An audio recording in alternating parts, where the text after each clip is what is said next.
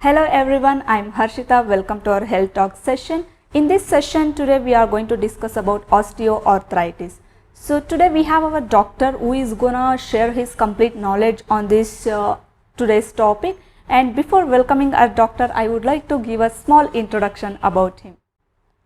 So Dr. Mohan Puttaswamy is a senior consultant at Fortis Hospital in specialization of joint replacement and reconstructive orthopedic surgeon, and he completed his graduation from Madras Medical College in 2006, and also he topped in the university with 2 gold medals. He worked as assistant and associate professor at Pierce Medical College, and then he moved to New York to complete his fellowship in joint replacement, and also he moved to prestigious Harvard University to complete his fellowship in pediatric orthopedic. And as I already mentioned, from last 7 years he is working as senior consultant at Fortis Hospital in Bannerghatta Road. So let's welcome our doctor, Dr. Mohan Puttaswamy. So it's a pleasure being with Health Talks. Thanks Ms. Harshita. Thanks for a warm introduction. It's nice being here. I'm happy that your audience are going to benefit with the discussion we are going to have. And if there's any question, we can discuss on that.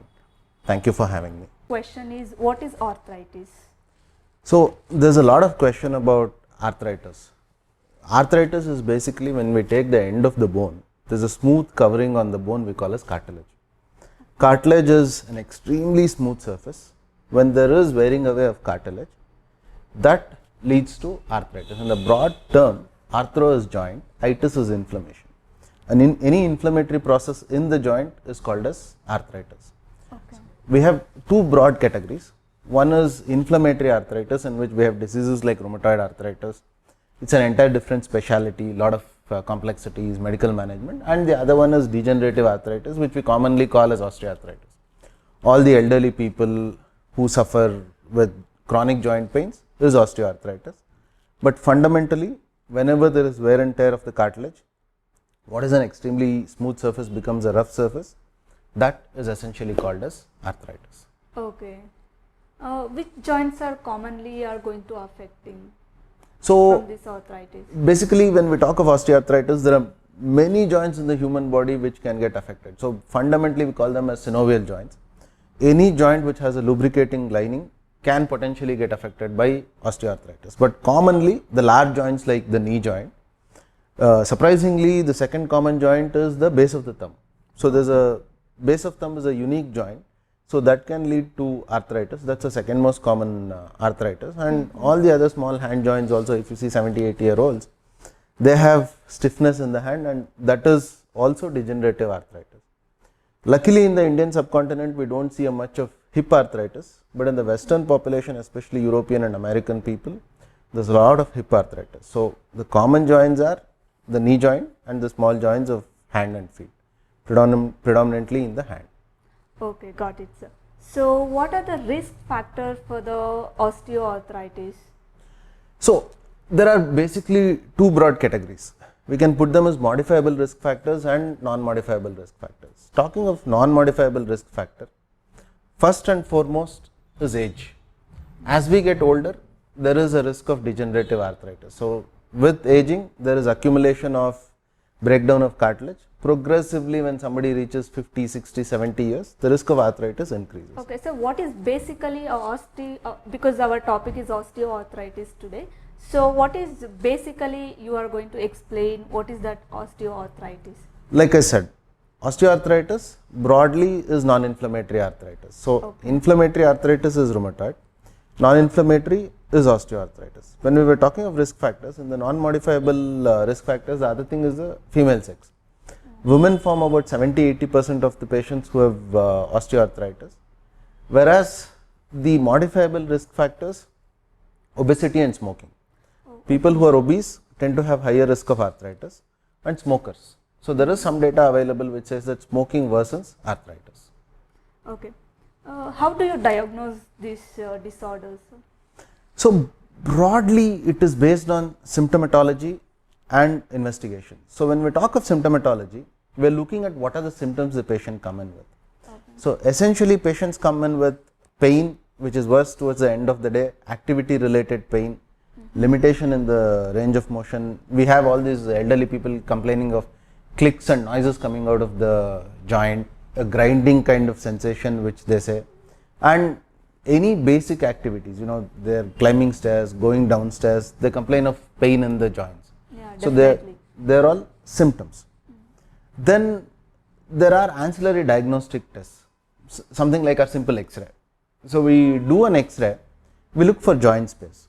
So in an X-ray, many times you see bones, cartilage is not seen on X-ray. So you see an empty space, but that empty space essentially is an indirect reflection of the amount of cartilage left. Okay. If and when we see bone on bone, it means that the cartilage is completely worn off and a bone is rubbing against the bone. So the classic example I give people is, when we have a fresh pair of tires in a car, it has a smooth friction free movement, and imagine the metal rim of the car rubbing against the road, you have sparks flying. That is bone on bone arthritis. That is a severe end stage osteoarthritis. Okay, got it. And nowadays so many people are telling that I have took this injection and I have taken the injection about for 5,000, 10,000 and all. So what is your thought about it? Like which injection is better for this arthritis? So see, there is medical management and there is injection. So before talking of injections, let us talk about what are the medical management. Okay. So basically when we talk of injections, they are in the last but one stage of management. So we can broadly, this is probably not a very scientific classification, we can call as mild, moderate and severe arthritis. So the progression of arthritis from mild to severe arthritis takes about 5 to 8 years of time. So vast majority of arthritis is managed by community physicians, sometimes surgeons, and before they come to us, they would have met a lot of people. So what I mean by that is, physicians put them on pain medications, people are self-medicating, they're trying all sort of Ayurvedic, homeopathy and a lot of other tricks which people want to do for themselves. Then they meet surgeons and some surgeons use a few injections, and finally it progresses to severe arthritis where the treatment is surgery. Now when you asked about injection, before that let's talk of medicines. Yeah. So in the treatment of osteoarthritis, basically simple medicines is the key. More than what to do, we should be aware of what not to do. General thumb rule is we have to discourage usage of strong painkillers in osteoarthritis, because painkillers if you take for a long period of time, they can damage the kidneys. So we generally advise our patients, because it's common nowadays, everybody for any pain, people are going to take the no, painkillers. it's unfortunate, it's become fancy. People have this thought process that, why do I meet a doctor, let me go to the pharmacy, he'll give me a Yes, painkiller. even I do that, yeah. We honestly discourage that sort of thing, because an injury pain is different, but in a degenerative pain, we're not curing it. So the more painkillers you take, say imagine you took painkiller for 2 years, essentially a lot of people can suffer from kidney damage. So it's a irreversible damage. So the general suggestion is paracetamol. So anybody who has pain can take something like Dolo 650 or Calpol 500 once, twice, thrice a day after food to manage pain. And the other beautiful thing what they can do is topical gel. So any sort of painkiller gel is fine. If they want to use Ayurvedic oils, that is perfectly fine. Or if they want to use any of the over-the-counter medicated gels, any painkiller ointment or gel is perfectly alright. They just have to gently rub on the joint, use a hot pack. After the rub, after 5 to 10 minutes, keep the hot pack on the knee joint, and that helps in relief of symptoms. So medications wise, I generally suggest people to start off with simple paracetamol and topical gel for self-management. Okay, yes, got it. And in which condition you are going to say that we can go for the surgery, and what are the treatments are involved in this, especially in arthritis? Okay, so again to answer this question, we spoke about injections. Correct. So in injections, we have broadly 3 categories of injections. The first one is steroid injections. They are fairly effective, gives quick relief of symptoms, very reasonably priced, or they are fairly cheap. But whenever we give steroid injections, that increases the degenerative process, that actually worsens the osteoarthritis. Okay. So steroids is used in a very select subset of population. So in my practice, what I generally do is a patient who is not a candidate, a 80-year-old lady who has to go for a family function or she has to go on a trip, she is not able to walk, she doesn't want surgery, that is a patient for whom I advise a steroid injection. Okay. The other two injections are, we call it as platelet rich plasma and the hyaluronic acid, the viscosupplement injections. Okay. So the data regarding both are not robust. So there are studies which are published, some surgeons believe in viscosupplementation and some surgeons believe in platelet rich plasma, but broadly when we look at the data and trials, platelet rich plasma tends to do better than viscosupplements. Okay. The advantage of PRP is, platelet has anti-inflammatory cells. What I mean by that is, simple layman terms, even though there is water in the earth, if we put a seed on the soil, it is not going to germinate. Correct. Because it's a matter of access. So there is no access for the seed to reach the water. So similarly, cartilage doesn't have blood supply. Even though the bone is having blood supply, there is no access for those growth factors to reach the cartilage. So essentially what we do is, like drill a borewell, take out the water and put it to the seed. So it's a process of creating access for the anti-inflammatory cells. So we take out the blood, process it, take the concentrated growth factors from the platelets and inject into the joint. So once we create the access, the hope is, the anti-inflammatory cells of the platelets reduce the inflammation, protect the cartilage, and then there are some positive growth factors which help in renewal of cartilage. Again, platelet rich plasma is marketed as a panacea. You can see that some people tend to market it as saying that, it's a no-brainer, it is going to cure arthritis. The short answer is no. It is going to help in mild to moderate arthritis where there is some cartilage. Only when cartilage is there, PRP is going to be effective. Lastly, when we spoke of this hyaluronic acid injection, the various brands of hyaluronic acid, you have moderate viscosity, high viscosity, different molecular weight of hyaluronic acid. So basically, with viscosupplements, there is a broad spectrum of positives, overrated positives, or studies, if we look at robust data, some people say it is equal to placebo. But there is no harm, we can obviously try it. The only matter of concern is going to be the cost. So a good viscosupplement will cost anywhere around 10,000 for one knee. So if we are doing for both knees, it costs about 20,000, and if we have to repeat over a period of 2 to 3 times, it's not cheap. So it's a bit expensive.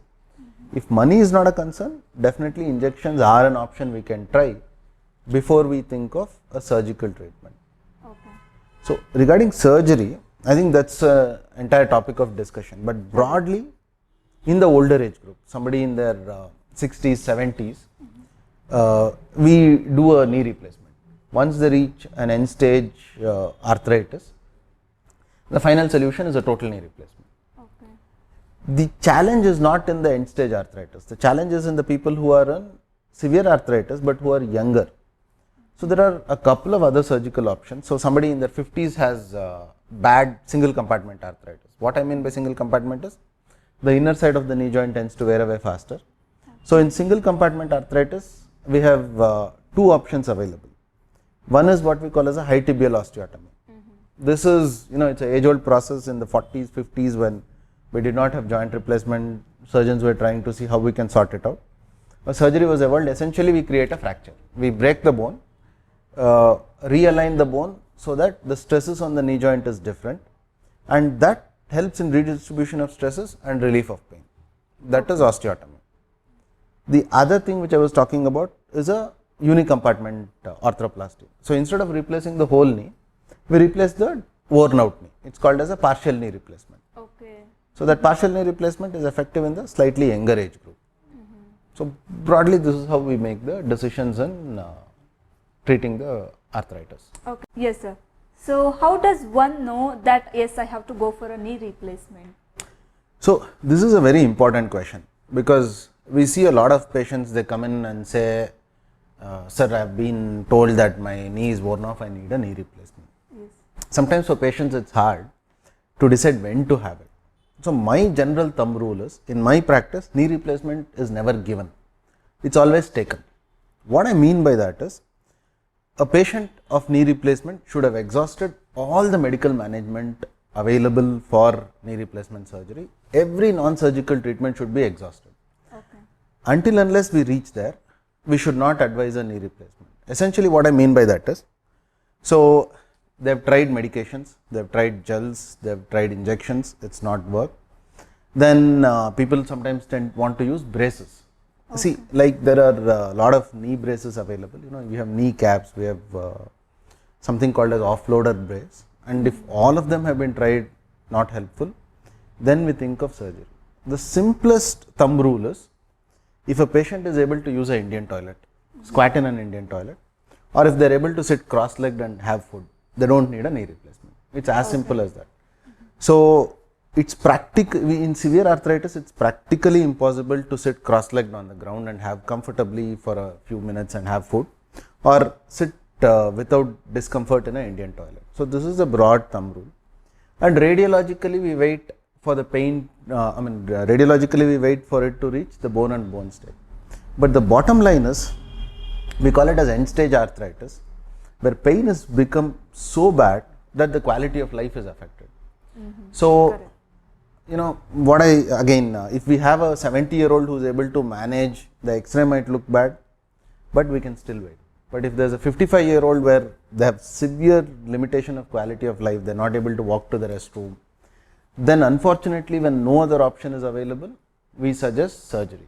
So it is pain which decides the timing of surgery, and it is the patient who decides when to have surgery. That's the end point. Surgeon has no role, but only patient symptoms decide when they will undergo a knee replacement surgery. Yes, depends on the patient's conditions. Yes. Okay. So what is the preparation for this surgery? So see, knee replacement is an extremely elective surgery. One of the things what has happened in our system is, unfortunately knee replacement is being treated something like a semi-urgent or a urgent surgery, so which is a wrong approach. So you can definitely prepare, see in the Western setup, say in the European systems or in the American system. During my fellowship training, I worked with a guy called Ken Krakow. So Ken always used to say that his booking was so busy that patients used to get slot 6, 7, 8 months after the first visit. So in their system, the patient comes, sees the surgeon, has a waiting period of 3 to 6 months or whatever based on the busyness of the surgery, of the surgeon. So they go back to their primary care physician, and the primary care physician processes the patient for surgery. In India, we don't have it. So what I mean by that is, see, preparation is twofold. One is preparing the surroundings for the surgery. Two, preparing the patient themselves for surgery. See, if you visit my website in irie.co.in, I have put together a process of how to prepare the surrounding and themselves. So in short, let me explain. So preparation of the surrounding is, so post surgery patients will not be able to comfortably use the toilet. Correct. So if they have a low seat toilet, they have to use a commode raiser. Then they'll find it very difficult to bend down and take things. So they'll have to make arrangements in the house so that their things which they use are easily accessible. That is preparing the ecosystem. In India, it's not a big deal because you have family members, you have kids, somebody who will take care of you. So in the West, this is extremely important. But preparation of the patient. So when we look at the data, about 70-80% of patients have medical comorbidities. See, somebody is diabetic, has urinary infection or anemia. All of these things have adverse effect on the outcome. So I think my biggest challenge or my biggest learning point in the Indian practice over the last 7 years is, I lose about 20-30% of the patients thinking that this doctor is asking me to come after 6 weeks or 8 weeks because I do what is called as a health optimization protocol. This is something which is extremely necessary. This is robust, data driven, but unfortunately our system is still not geared up for it. So what I mean by that is, you assess for anemia, you look for urinary infections, you look at malnutrition in the patient, and you correct it pre-surgically. So this is a process we call as health optimization, and also there is something called as prehabilitation. So before you undertake a surgery, put the patient through a proper exercise program. So prepare the patient, prepare the joint, and prepare the ecosystem. So by doing all this, you are going to reduce the risk of complications after a surgery. Okay, got it. So, what is the process? Like, how many days I should be in the hospital? Then, how many months I have to take the rest? So, see, again, there is a lot of myths about knee replacement. So, when you talk of process, typically after the health optimization is done for my patient, they come either the previous day before the day of surgery or early morning on the day of surgery. So, usually I schedule my surgery in 2 slots. If I am operating in the morning, I generally ask them to come the previous day, or if they are in the afternoon session, I ask them to come early in the morning. So, keep them nil by mouth for 6 hours. The anesthetist would have given the instructions, just follow the instructions.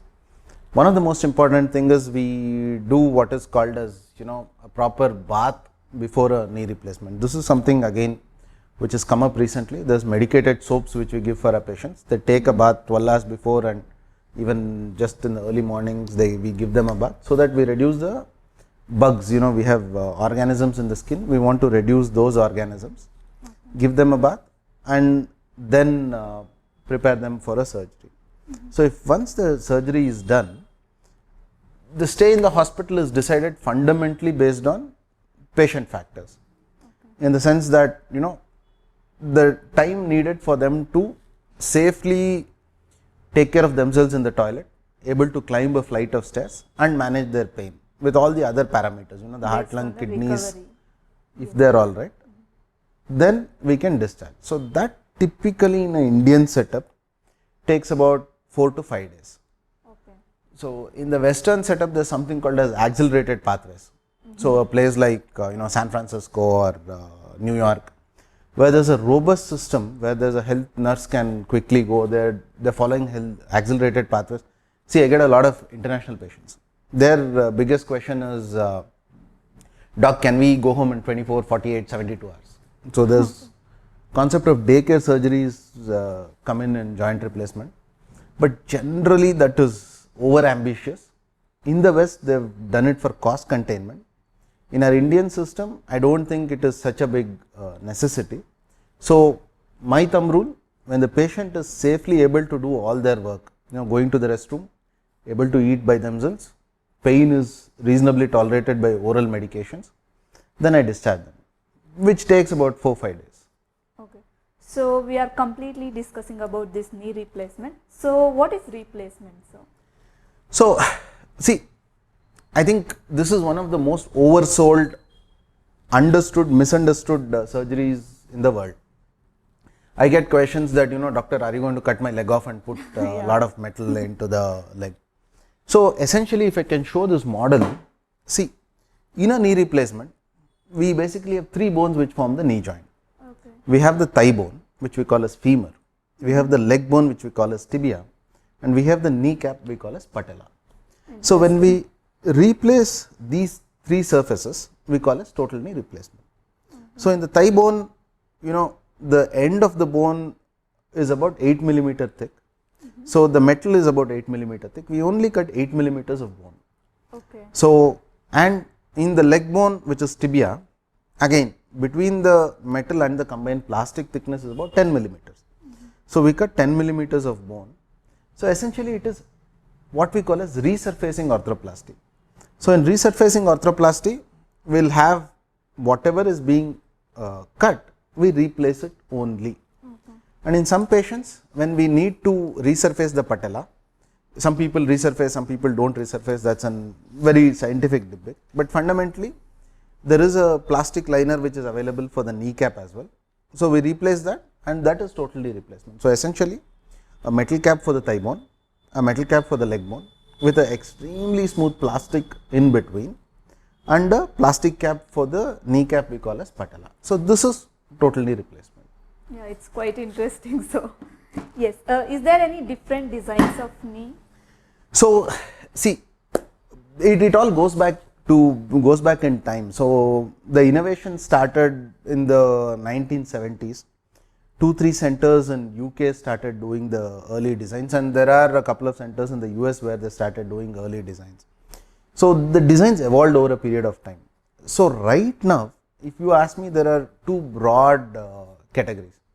One is called as mobile bearing knee, and the other one is called as a fixed bearing knee. Okay. So here is one which we have removed from a patient.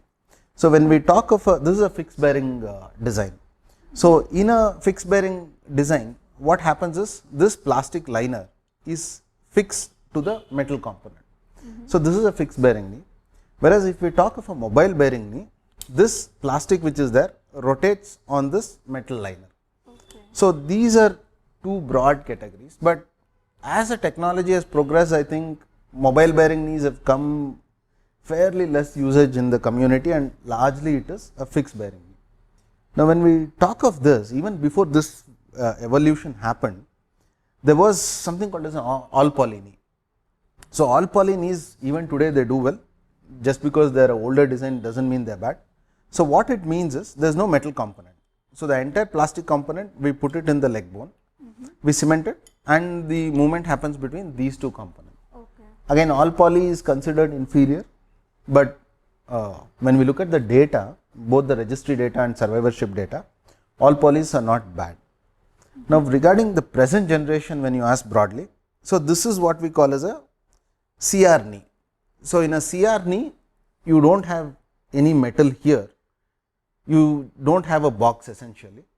So this freely moves, and this is what we call as a CR knee. So there is another design which we call as a PS knee. In a PS knee, there will be a metal connecting bar which has a box. So basically these are two broad categories of knee replacement. So in a fixed bearing, a CR knee design and a PS knee design.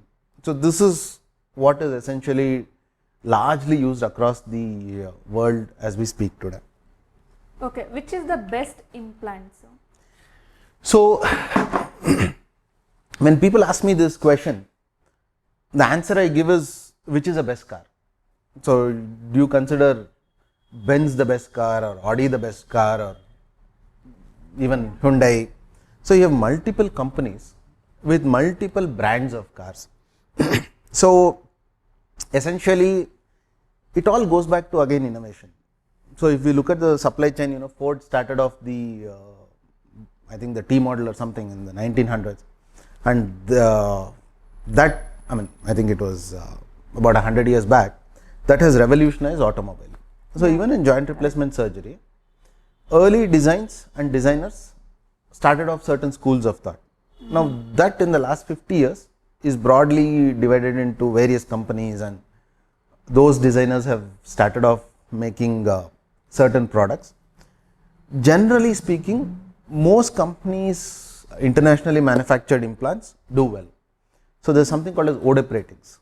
So it's called as Orthopedic Devices Evaluation Panel from UK.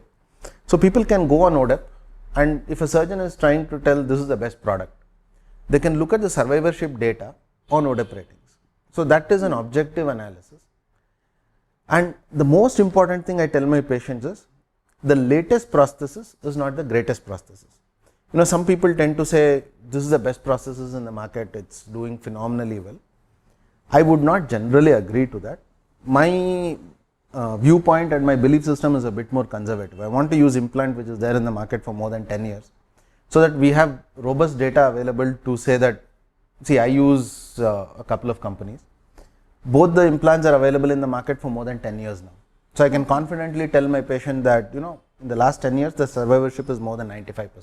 Yes. So I think that is the best way to do in our system, rather than experimenting with newer implants, because we don't know their long term in vivo survivorship. Yes. And also before knee replacement, so doctor is going to suggest that we have to take anesthesia and all. So what type of anesthesia you are going to suggest? So as a surgeon, generally I will not suggest this type of anesthesia. I will let it to my anesthesia colleagues to decide. Okay. But broadly there are two anesthesias which we give. So one is called as general anesthesia, the other one is called as regional anesthesia. Regional anesthesia is basically what they give in the back. So spinal and epidural anesthesia. Irrespective of that, see, anesthesia is basically appropriate pain relief with patient optimization.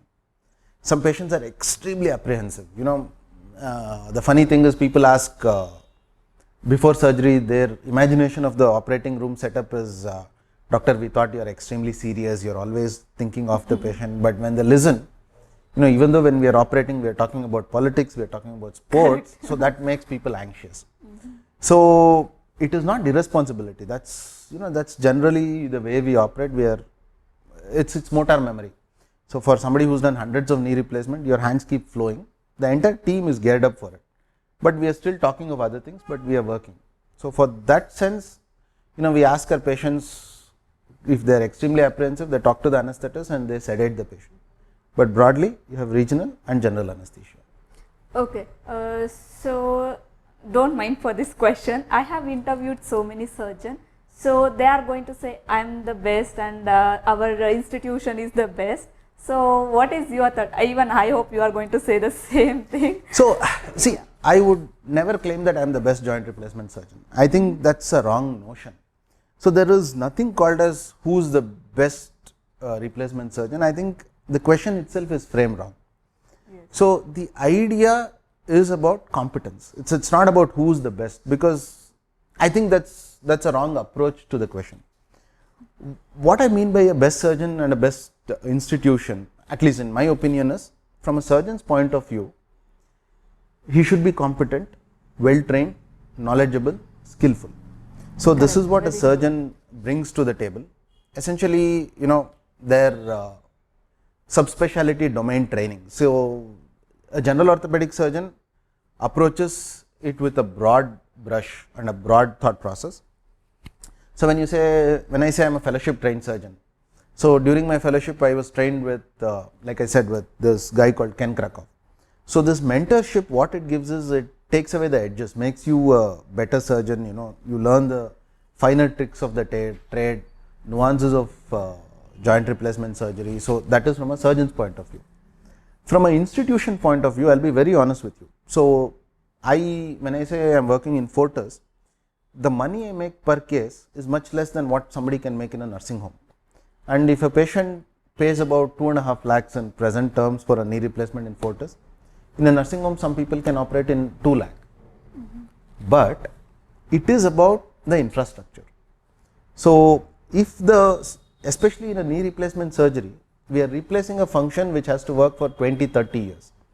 So if it is done in suboptimal condition, in the sense that the OT is not ultra clean, or the operating table which we use at Fortis is called as a Mackay table, which costs 30, 40, 50 lakhs. Whereas in a Indian made table, in a nursing home, they can do it at, the OT table are available at 4-5 lakhs. Similarly, the equipment we use to cut the bone.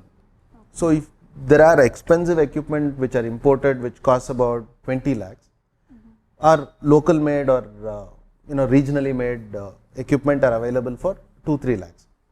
So it is the input cost which determines the output cost. So the hospitals have invested a ton of money in the operating room, ton of money in the technology. So that increases the cost. Okay. Per surgery, what I actually take home is less. But for me, what is fundamentally important is what we can deliver to the patient. So that is how you should choose between the institution and the surgeon. During knee replacement, do we need blood transfusion? Okay, so knee replacement is a surgery where people tend to lose about 1 liter of blood. So that is approximately about 20% of the blood volume we have. So in my practice, I follow what is called as health optimization. Again, if the patient is anemic, build up the hemoglobin to a level where they are able to tolerate blood transfusion. Do we really need to give blood transfusion? Yes. So again, it depends on what type of surgery. If both knees are done simultaneously, patients will most likely require blood transfusion.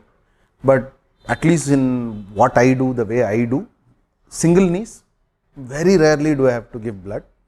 Both knees, again, depending on the scenario, we decide and give blood. What is the success rate of this knee replacement? So success has to be defined in terms of pain relief and satisfaction. So there is this misconception that it is a 100% successful surgery. Knee replacement in more than 90 to 95% of patients will give pain relief. Okay. Whereas satisfaction is something a little more complicated. So the satisfaction rates of knee replacement is around 85%. About another 5-10% of people are okay but not greatly satisfied. and about 5% of people are truly not satisfied. If you look at the X-ray, it looks fantastic, well done surgery, but the patients are not satisfied. One of the hypotheses is basically a knee replacement is a three-dimensional. When we talk of kinematics, the knee replacement the knee bends, it rotates like this and it moves like this. So there are three movements which happens. So flexion, extension, rotation and translation. There is no implant in the world which is available which is able to do all the three at the same point of time. Okay. So that is why your satisfaction rates are not extremely great, 80 to 85%, and the pain relief is 90 to 95%. Even more important, all this data is from a Western setup. So when we look at Indian patients, we do a fair amount of revision replacements where patients are not satisfied, not well done surgery or complications. Overall, in an Indian scenario, I think the satisfaction rate is somewhere around 70 to 75% based on where it is done, how it is done, and pain relief will definitely be there. So large number of patients will have relief of pain, and also it is about giving a realistic opinion to the patient. See, I have seen patients who come back and tell that, somebody told there's a new design which gives you 150 degrees of knee bending, or there's a new implant which will last 30 years. All of this is marketing. So I don't think, there are some people who might oversell, or patients' expectation might be extremely high. So what knee replacement fundamentally does is it's going to relieve only knee pain. See, if patient has foot arthritis, back pain, they are not going to become normal. Their knee pain will go away, but their other problems will still persist. So success has to be defined in a holistic term. Sit with the patient, their family, and then explain to them that this is what you will get, this is what most likely will happen, and thereby saying that they are realistic. If we give too much of optimism, they might feel dissatisfied. There is data to back it up. So realistically speaking, will they have pain relief? Most of them will have pain relief. Their satisfaction rate based on expectations is around 85%. Okay, got it. And any complications of during knee replacement? So, like any other surgery, knee replacement will have complications. Okay. So there is no surgery which is 100% successful. Now, one of my worrisome thing is, I've heard a lot of patients who come and say, doctor, can you guarantee that will not have complication? My answer is no. If any surgeon is giving you 100% success rate, don't go to them. They're lying. So complications are part of the whole surgical process. Now there can be major complications, minor complications. When we look at data, death, 1 in 1000 or 1 in 2000 people can die immediately after knee replacement surgery. That is, because of the stress on the heart. Some people can have a heart attack. Strokes can happen. So it is based on how we handle them. So if patients are a little high risk category, we shouldn't do both knees at the same point of time. You do one knee, give a 3 months gap, then do the other knee. That is one way of reducing complications. But what I spoke, heart attack, strokes, death, these are all rare complications. Realistically speaking, from a patient point of view, the most important complication they should know is infection. So now across the world, a ton of research is being done. How do we reduce infection? Because infection happens based on the patient cohort we see is around 1 to 1.5%. Now that from a patient's point of view will seem a negligible number, but statistics is a funny beast. If it happens to you, it's 100%. If it doesn't happen to you, it's 0. So even that 1% is too much, but unfortunately there's no way we can reduce it, because when people become obese, bad protoplasm in the patient, heart lungs which are being bad. So infection is higher in such patient population, and also if the surgery is not done in the right environment, that increases the risk of infection. So basically what we have seen is pathway driven surgery. So if a proper care pathway is used, the complication rates go down. So infection is the biggest complication which patients need to be aware. Then there are other complications which we tend to see, something called atelectasis. After surgery, they can have anesthesia related complications. In a lying down position, they can have lung related issues, urine retention, difficulty in passing urine. All of those are minor complications which we handle. The other thing which we are aware, which recently is come into limelight, a lot of medical legal issues, is what we call as deep vein thrombosis. Okay. Basically, it is like clots form in the legs. They go to the lungs, and some 1 in 10,000 times they can kill the patient. So it's called as pulmonary embolism. So we do a lot of techniques to prevent deep vein thrombosis. Some patients driven, some doctor driven. We give certain exercises, stockings, and medications. With all that, we cannot prevent it. We can reduce the incidence. So what patients need to be aware is infection as a major, clot as minor to major complication. The other things are fracture. Elderly bones are weak. Sometimes when we are using an implant, the bone can break. It's unfortunate, but it happens many a time. So the other things are surgeon driven, in the sense if the knee joint is not well balanced. So we call it as balancing. So if the proper both inside and outside has to be properly balanced. If the knee is not balanced, or even in this movement if the knee is not balanced, so that is called as imbalanced knee. And in the long run, when we talk of survivorship, see, when this keeps happening over, on an average we say 1 million cycles a year, over 20 years it's about 20 million cycles, it becomes loose. So the surface between the metal and the bone can become loose, which we call as aseptic loosening, or the plastic can wear away.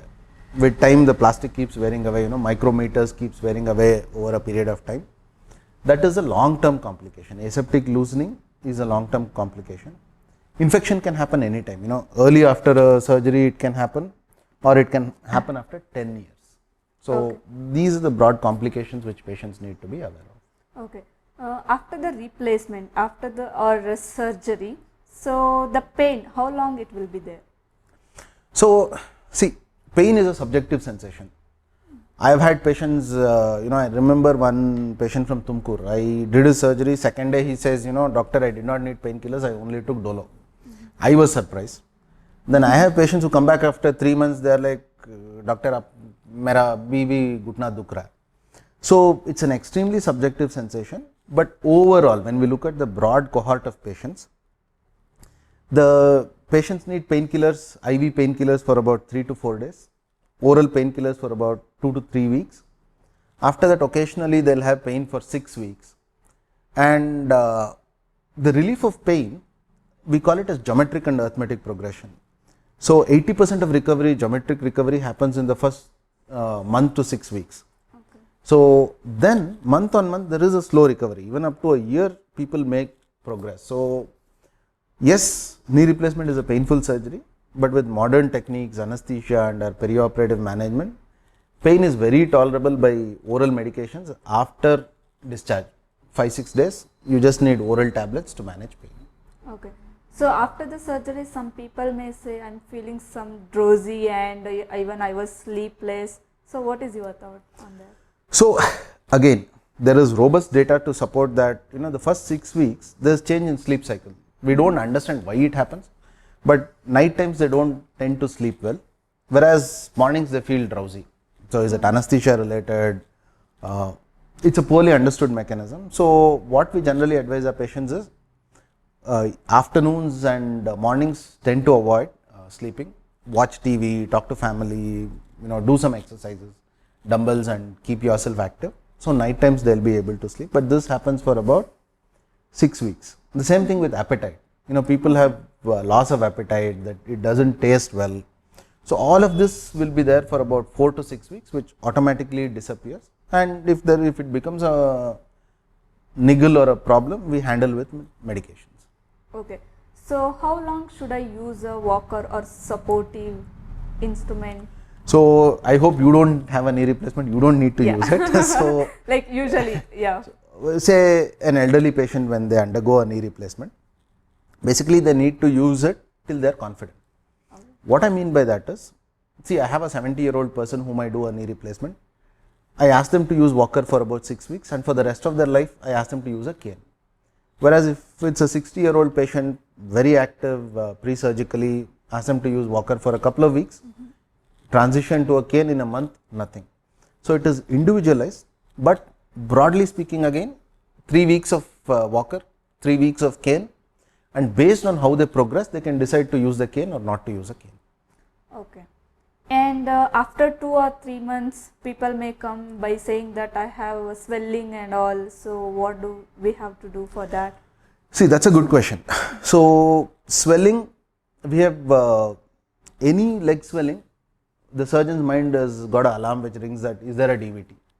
So basically, there is benign swelling. Most patients after knee replacement have a benign swelling, in the sense that gravity dependent swelling, because any surgery on the lower extremity, the lymphatics and the venous outflow is not great, so there is going to be swelling. The best thing is early in the morning they see there is no swelling, end of the day there is swelling. So swelling is in itself is not alarming. So we generally ask people to use pillows below the ankle so that gravity drainage happens. But any persistent swelling or discomfort, we tend to rule out deep vein thrombosis, and we are fairly liberal in using Doppler scan. Ensure there is no DVT happening. If there is no clot in the leg, patient can sleep at peace, doctor can sleep at peace. Up to 3 to 6 months, patients can have swelling of the leg. Okay, and most of the people maybe have this question. So after replacement, when can I drive or when can I go for work and all? So what is your answer for that? Okay, so it depends on what sort of work. See, replacement is done mainly in the elderly. I don't think they are doing any manual work. Yes. So if they have to go back to a desk sort of job, somebody is a manager or a higher level position, then we suggest wait for about 3 to 4 weeks. So like, the sleep cycle, tiredness, all of this will persist. So a 3 to 4 week window is okay. But again, see, I do a fair amount of international patients, people coming from Iraq, Yemen, even Australia. So all of these patients cannot wait in the country for so much time. So what we do is operate. Once a stitch removal is done for about 2 weeks later, they can fly home. Appropriate precautions, we have a template for it. We say that and they go back.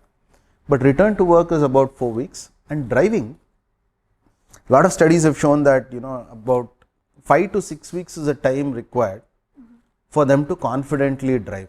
See, some people say I have an automatic, so can I drive immediately? Now if it's a left knee automatic, they want to drive early. But again, going back to Ken, Krakow always used to say that your grandson is there, you are driving, can you safely drive when your grandson is in front of you? The day you reach that, that's the final proof of driving. Bottom line, 6 to 8 weeks for driving a car. Two-wheeler, I generally suggest people to wait more than 2 months because I want them to be a little more comfortable. Or some elderly patients of mine, I ask them completely not to drive a two-wheeler, because if there is a fracture, if they fall and break a bone, handling that is lot more complicated than just without an implant. So to avoid or prevent a complication, we suggest just don't drive two-wheelers. So that would be for driving. Okay. After surgery, surgeon may tell that obviously they'll tell you how to take these medications or antibiotics. So how long we have to take? I mean, people are going to take that antibiotics. So antibiotics is something, like this whole antibiotic abuse is happening. Generally, I don't suggest post-surgical antibiotics. So the role of antibiotics is when they undergo a procedure. Even this is controversial, but generally to prevent a problem, if somebody has to undergo a dental work, say elderly have dental issues, they want to undergo a root canal or whatever, manipulation of the oral cavity, we ask them to take amoxicillin 1 gram before the procedure and 6 hours after the dental work. They need a prophylactic antibiotic. But other than that, generally they don't need to take any sort of antibiotic for a lengthy period of time to prevent infection. Okay. And when people can start their sexual activities? So in a knee replacement, sexual activity is not a big limitation. In a hip replacement, yes, we have very important protocol driven things, what position and when to have it. In a knee replacement, typically whenever they are pain free. So again, like I said, in the pain management, about 4 to 6 weeks is a window when they can resume their intimate activities. Okay. How much of motion range should be needed? So, okay. So people have this doubt about how much knee bending is necessary. Yeah. So basically in a native knee, the amount of knee bending is about based on their thigh size, the calf size, anywhere from 90 degrees to 140 degrees. Very extremely thin lady can bend almost 140 degrees. Obese lady can only bend 110 degrees. So the most important determinant of post-surgical range of motion, so that is after surgery how much range of motion will come, is decided by pre-surgical range of motion. If my patient had only 50 degrees of knee bending, I don't think they'll get 120, 130 degrees of knee bending. Whereas if a person had full knee bending, usually they get back about 120, 130 degrees of knee bending. So what we understand is how much is necessary. So essentially for most routine activities, say climbing stairs, climbing downstairs, sitting on a chair, 110 to 120 degrees is more than enough. So if a patient gets 120 degrees of knee bending, that is enough for most activities of daily living. So I had a lady who came from Andhra. I had done a knee replacement, stage knee, first one knee, then after the other knee. 2 months later she came back extremely happy, and the daughter is telling, doctor, my mother is using an Indian toilet also. So deep down you are happy that she has got good range of motion, but I kind of scolded them saying that don't squat in an Indian toilet. So one of the most important advice we give our patients is you should not squat down. Even if they are able to squat, the range of motion will go down. I mean, the survivorship will go down. Range of motion will be there. Long-term survivorship will get affected by extreme deep bending. So generally speaking, one of the activity limitation is deep squatting. So not a great advice. I mean, it's not advisable to deep squat. So 120 degree movement is enough. But for this Asian population, to encourage squatting for for religious purposes, somebody wants to do namaz, so they need to kneel on the ground. So this whole deep, there's this whole high flex design which came up. In my practice, generally I don't advise patients for high flex designs because it's mostly a marketing tool than a scientific tool. Okay. So high flex designs have not made big difference. Based on skill, competence and patient factors, range of motion is decided, but 120 degrees is enough for most routine activities. Okay, already you have given lots of information, so but I have last one question. So coming to the technology, so even I read regarding about robotics, especially, are they involved in this knee replacement? So see, the way I would answer this is, a lot of technology is being brought in with the hope that it will improve outcomes. So, but in the last 40-50 years of existence of knee replacement, there are very few technologies which have made big quantum differences. So many times my worry is technology being used just for a cosmetic purpose, or is it really going to help the patient? Now again, see, I review a lot of papers for Journal of Arthroplasty. So when I read these papers, one of the things which glaringly comes out is, people do studies and use technology many times just for the technology's sake. Now, I might have to eat my words, but whole robotics came in certain oncology and urology procedures, and that was extrapolated to orthopedics. So will robotic help? Yes, it will help. But the problem is the cost involved. Each robo today existing in the market costs 6, 7, some cost even more than 10 crores. So is there a value proposition? So when we look at it, we look at outcomes. Will a robo help to increase survivorship, improve pain? Then blindly I would use a robo to do the knee replacement. Not that I have it, but if a hospital has it, I don't mind using it. But till date, there's no data which says that using a robo will increase either patient satisfaction, implant survivorship, or outcomes. There are some studies which talk of short-term outcome differences, but in the long term, it has not made a difference. Then there is another technology called navigation. So navigation prices have dropped. Yes, it helps in doing a knee replacement. Somebody who is not very well versed with knee replacement, low volume surgeon, early learners, navigation does help. But again, it is like using a GPS. If you know the way to drive, it will, if you are a routine driver in that traffic, you don't need a GPS. But if you are a newcomer, you want to use a GPS. So this is pretty much the same thing. Navigation is a tool which uses technology, CT scan, everything to try to help doing the surgery better. But again, they have not made, navigation is there in the market for 20 years. So it's not made any difference in patient outcomes or satisfaction. So that is a main caveat when we talk of technology. So there was a lot of fancy stuff, when we talked of trying to use something called as patient specific instrumentation. They were a big thing, but again, they did not make any difference in outcome. Is there a role for technology? Absolutely yes, but they have to be robust, data driven. Then I have no problem using technology. But my worry is using technology for the technology's sake. I am not a big believer.